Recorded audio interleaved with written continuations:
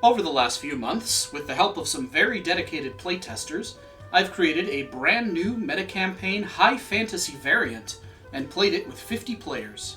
Hello, my name is Ixon, and I'd like to present to you Castles and Crusaders. Ever since Captain Shaq and the XP Gamers ran the first Armco campaign in 2024, I've been dying to run games of my own using the meta-campaign rule set. There was one major problem, however. All my friends were the wrong kind of nerd. Instead of Starship Troopers, Star Wars, Halo, and other sci-fi staples, my group wanted something more like Lord of the Rings, Baldur's Gate, Magic the Gathering, and of course, Dungeons and Dragons. I borrowed the base rules of Shaq's meta-campaign, tore them down to their core features, then slammed my face against my keyboard for 3 weeks straight, until I had a brand new rule set. One with soldiers, archers, spellcasters, potion brewers, builders and crafters, and flying creatures like griffins and dragons. Did I mention dragons? You can play as a dragon. So, after a couple playtests, we got to work. We built up a community, pulling enthusiastic players from all over the globe, and over the course of 2 months, I ran the first full-length Castles and Crusaders campaign for 104 player units. I called it Invasion of the Tiny Kingdoms. In the setting, the players' characters are mercenaries, hired by these tiny kingdoms, which was a sort of joint government created by the smallest of the D&D fantasy races. Halflings, gnomes, goblins, kobolds, owlin, and Harengon were all the little guys in this situation, both figuratively and literally. The enemy was 2 rival empires.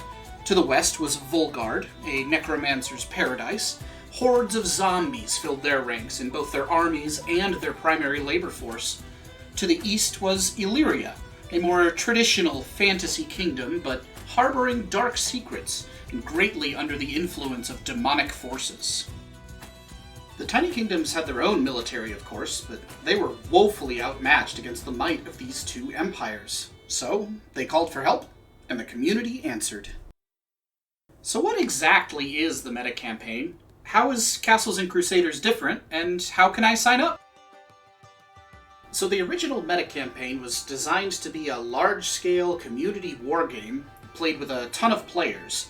The idea was to create a platform for telling stories, developing interesting characters, and working together as a community. Each player controlled one military unit, like a squad of infantry, a tank, a fighter jet, or even a large orbital spacecraft. That itself has not changed in C&C. Individual players still control one military unit, like armored soldiers carrying swords and shields into battle, noble knights charging forth with lances, or mighty wizards casting spells. There are supply carts that carry their materials around the map to restock the ammunition of catapults, the medical supplies of healers, or to provide the wood and stone needed for laborer units to construct a mighty fortress. In addition to the new flavors of units, new equipment was added to enrich the glorious melee combat that was missing from the original. Units could purchase and carry multiple weapons like bows, axes, hammers, spears, or shields, trade them around with each other on the map, or even craft them at a smithy. They could buy potions for use in battle, or various packs that change what the unit can do, like barding to raise a knight's armor at the cost of their speed, or a bag of holding to carry around extra supply. I also created an entire catalog of spells and epic spells for the mages of the campaign to pick from, 27 at last count, but more are always being added and created as the players interact with the story. The laborer class, the replacement for engineer, had no vehicles to repair, unfortunately, so instead I created a comprehensive structures system to let them build things on the battlefield, like walls, watchtowers, shrines for the mages, stables to heal up the cavalry, or even to dig moats and fill them up with lava. Speaking of vehicles, something was still needed to fill the missing niche of meta-campaign's many combat vehicles. Enter Warbeasts. If you replace a tank with a real-world animal, what do you get? For me, nothing fits the role better than the mighty rhinoceros. Add some armor to their thick hide, charge into an enemy fortification, and you've got the Linebreaker unit. VTOLs and fighters were transformed into the Sky Beast unit. Think something like a griffin or a giant eagle that can serve as a kind of fantasy helicopter, carrying troops and supplies over difficult terrain or enemy defenses, taking out exposed targets, and landing on the ground to rest and reload. Armco's walking mechs became the monstrosity unit. Imagine something like an owlbear or a giant lizard running alongside their knight allies to join in the charge with vicious claws. There are prowlers who stalk from the shadows, able to turn entirely invisible and attack without warning. There's trolls who swing their giant clubs, tanking multiple hits on the front line. And of course, once upgraded, fully realized dragons can truly dominate the skies, though even they are not indestructible. When you combine the strategic combat of a wargame with the immersive, interactive storytelling that comes from the best RPGs, you end up with a very flexible game system that can cater to hundreds of players at once. In C&C, the tactical wargamers can easily ignore the roleplay aspect and dive headfirst into the combos of the game's teamwork-based mechanics.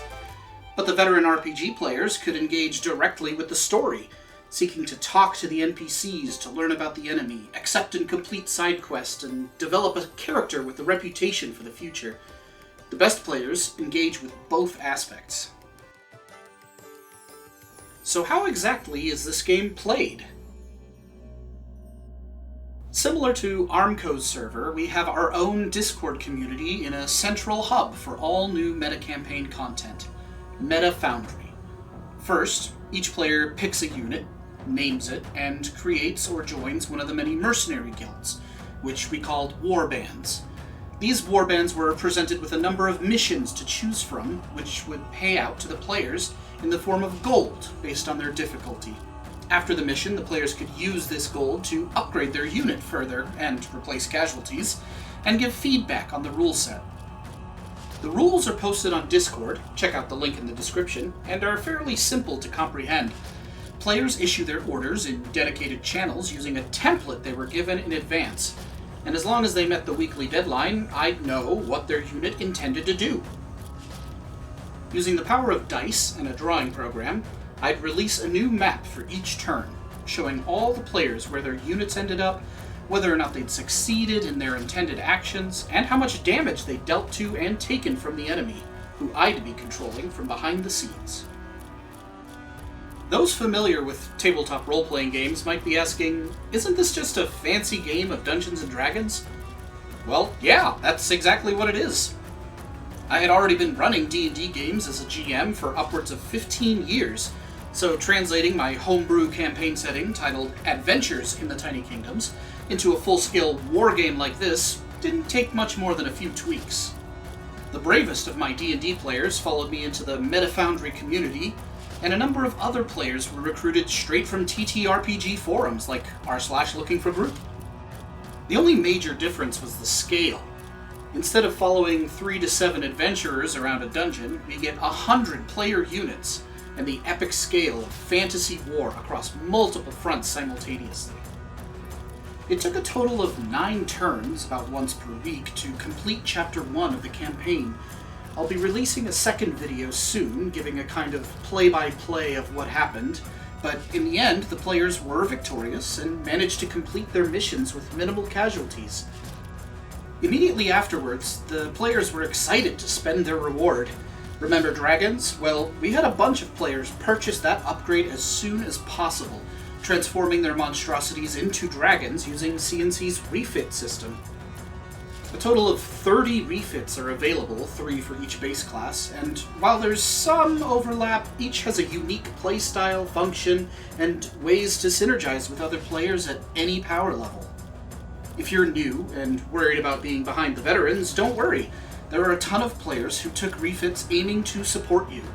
We have artisan laborers who will be spending their turns in the smiths crafting weapon upgrades like long spears or great swords to bring your base level soldiers up to the level of others.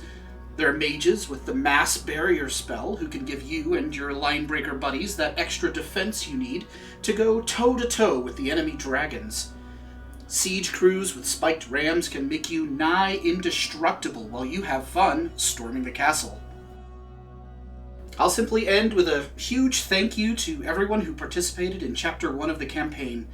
In the end, I learned a lot about how the various units played off each other and what did or didn't need changes made before I run Chapter 2 of the campaign, starting in January 2026.